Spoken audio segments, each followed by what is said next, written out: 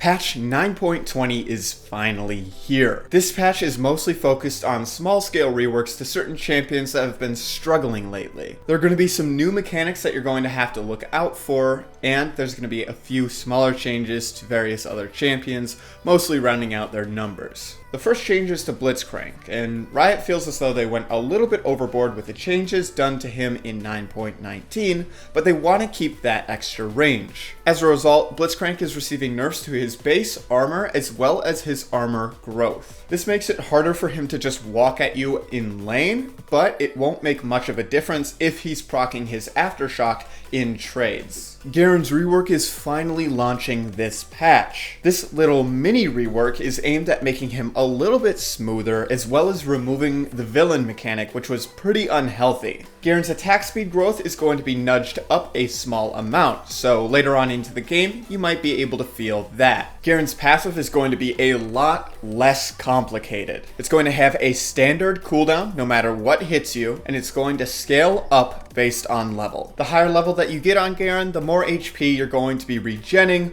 once that passive does kick in. Garen's Q is now going to scale off of attack speed, meaning if he does choose to go for an attack speed oriented build, or if he builds Triforce, he's not going to be punished with the long animation time that Q has been. Instead of getting additional damage reduction in the first 0.75 seconds of Garen's W, he's going to be getting a shield. Now, due to the abundance of true damage in the game, this is actually a pretty huge buff for Garen. He's going to have a lot easier of a time surviving against champions that take Conqueror, or champions that have an abundance of true damage in their kit, like Camille or Vayne. Now, the most interesting change to Garen, in my opinion, is the change to his E. The amount of spins that Garen gets during his E is now going to be based off of his attack speed rather than his level. Each individual spin will also help stack Conqueror, meaning he actually has access to this keystone now. Now, the damage per spin is going to be tuned down a small amount, and if you're on an isolated target, it's going to be dealing less damage. The compensation here is that Garen's spin is going to be dealing a lot more damage to targets that are inside of waves, as long as they're the closest target to him. The last change to his E is that it's going to take 2 additional spins in order to shred that armor.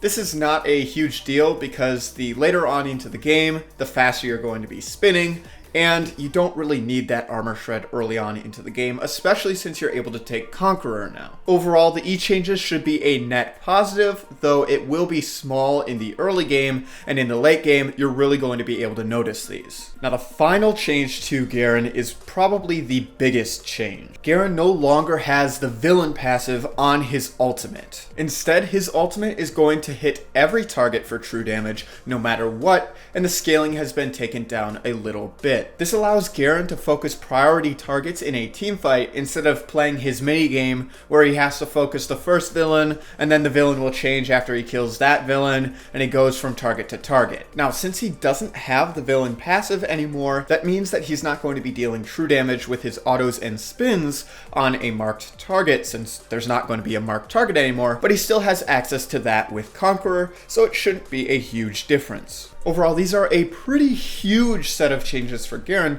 because it allows him to select his targets without having to play the minigame that he was playing before, where he would only focus the villain. Garen should also feel a lot better to play against, especially in the laning phase if you're dominating him. One thing that felt really bad when playing against Garen was if you killed him 3 times in the lane, suddenly you're the villain and he does about half of your health in true damage as an execute. That won't be the case anymore, and you should be able to snowball against him if you're able to play better than him in the laning phase. Ivern is now going to be ranged at all times. He doesn't need to walk through a brush in order to get that, which was kind of a clunky mechanic that stopped a lot of people from playing Ivern. He will also be considered ranged for items, runes, and keystones. Lissandra has a pretty huge buff coming, with an increase to her armor as well as the ability power ratios on her passive and her W. Now, these changes are really good specifically into physical damage melee champions. As a result, we might be seeing a return to Lissandra Lissandra top lane, and Lissandra might be used as a counterpick into champions like Talon, Zed, and Qiyana. She hasn't been picked nearly as much since the changes to Aftershock, but these might help her out a bit and put her back into the meta. Pantheon is going to be dealing less damage with his spear per rank, and at max rank, it's going to be dealing 20 less damage. This change won't really affect him, especially as the game goes later on.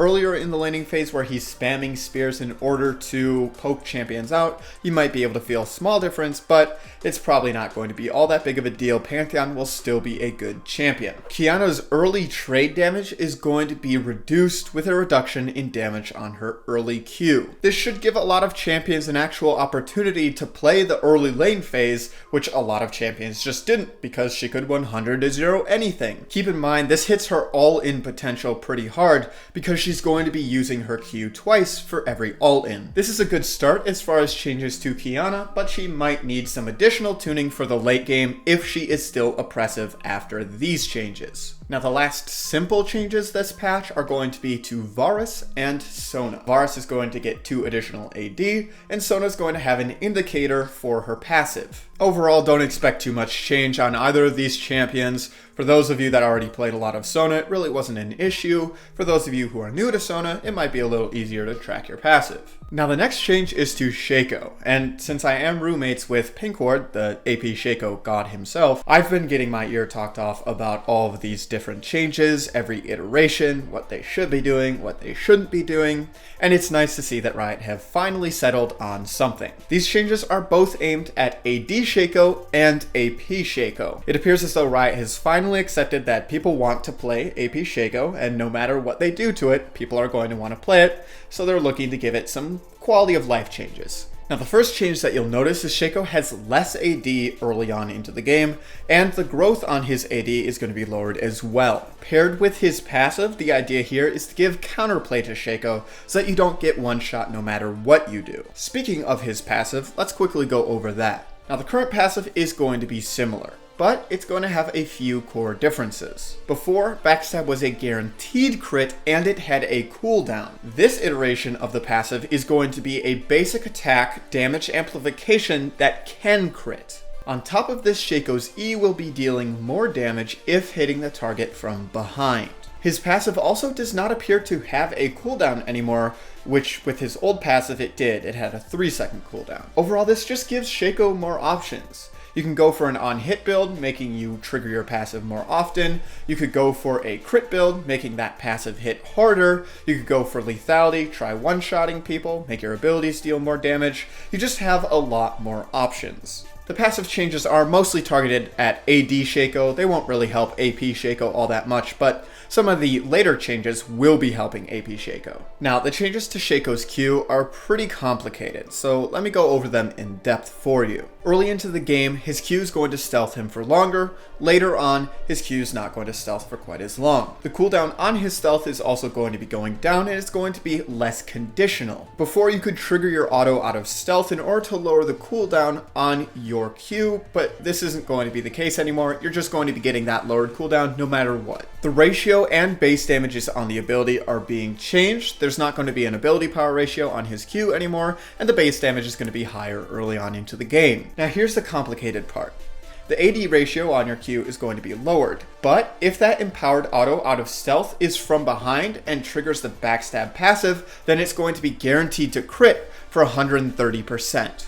This change gives AD Shaco a huge amount of power in the early game, something that he was lacking for a very long time. For those of you playing mid lane against Shaco, expect to be ganked at level 2 and frequently in the early game. Now, all of these changes up until this point have been geared towards AD Shaco, so let's talk about some AP Shaco stuff now. Shaco's W is changing from a single target ability to an AoE ability. This gives AP Shaco a lot more options for clearing waves and camps. Before, you were forced to rush Protobelt in every single situation as AP Shaco in lane. This is because you had absolutely no way to clear the wave without Protobelt, and you had to use Protobelt in order to clear the wave, and that was it. With the changes to the W, you're going to be able to have that additional option to use it for wave clear if you want. This much more heavily impacts AP Shaco jungle though, where your boxes are going to be clearing camps so much quicker. Since the fear duration is so much longer, especially early on into the game, your box isn't going to die nearly as quickly, and you're going to be able to stack fears really easily. The box being a 2-second fear to all non-champions at all ranks is a very big deal here. Overall, these are some decent changes to AP Shaco that allow him to have a few more options as far as his early game goes. These changes also do help AD Shaco. The longer fear duration early on into the game on camps means he's going to be taking less damage. Now, the big change for AP Shaco is to his E. This ability is once again going to be dealing magic damage instead of physical damage. As an execute ability on AP Shaco, this was completely useless. He wasn't allowed to build any penetration to empower the execute, so it just never did any damage. On AD Shaco, you were able to build lethality, which would allow you to penetrate the natural armor that every single champion gets, especially later on into the game. This is going to be a beneficial change for both AD and AP Shaco, but AP Shaco is going to be liking the E a lot more now. There is some numbers tuning to the ability where it will be dealing a little bit more damage in the early game and less in the late game, and they've also adjusted the execute so that it is a threshold based execute. You will only be getting the bonus damage if the target is under 30% HP. Now the last change is to Shaco's ultimate, and this change is pretty much only geared at AP Shaco. The boxes from Shaco's ultimate are going to fear instantly, and they're not going to have to go through a prep time. The explosion itself is going to be dealing a little bit less damage, but in return, the boxes are all going to be AoE, meaning it's going to be dealing a little bit more damage overall if you can catch the enemy champion in the fear. Overall, these are a pretty huge set of changes for both AD and AP Shaco, and both are going to be a lot stronger this patch. Now the next change is to Victor, and it's going to be a small rework again. The shield on Victor's Q is no longer going to be based on your maximum mana, and instead is going to have a base scaling from levels 1 through 18. Victor's W augment is being completely changed. Instead of dragging the stunned enemies towards the middle of his W, instead, direct hits are going to slow enemies. This is pretty huge because it's pretty much a weaker version of Rylai's, but the slow is still going to be very impactful. It was already hard to chase and run from Victor, but now it's going to be even harder because he's going to be getting movement speed from his augments,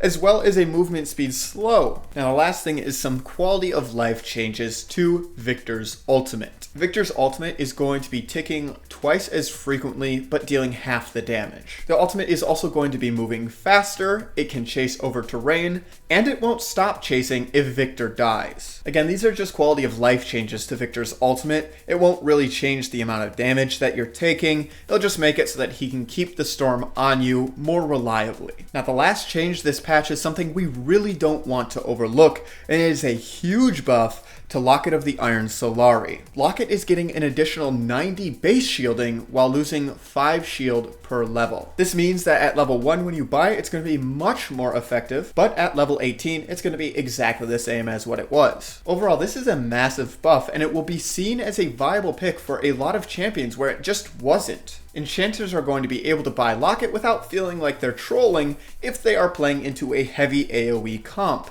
Keep in mind, this applies to every target, not just one. A well-timed Locket will once again be able to mitigate a lot of damage. In fact, this is a big enough buff that we might see it on champions like Sejuani again in the jungle. It'll be very interesting to see where we see Locket resurface in the current meta. If you haven't already, make sure to check out our website, GameLeap.com. There we have hundreds of guides, all done by challenger players, sorted into a quick and easy to use courses system. We have courses both on the 5 fundamental roles as well as champion specific courses, so if that is something that interests you, make sure to check it out using the link in the description below. I've checked out a lot of the content on there myself, and I can honestly say it is all very high quality. If you're looking for a learning tool to help you climb during this end of season, our website is one of the best out there. As always, I'm Panther. I hope you learned something valuable, and I will see you in the next one.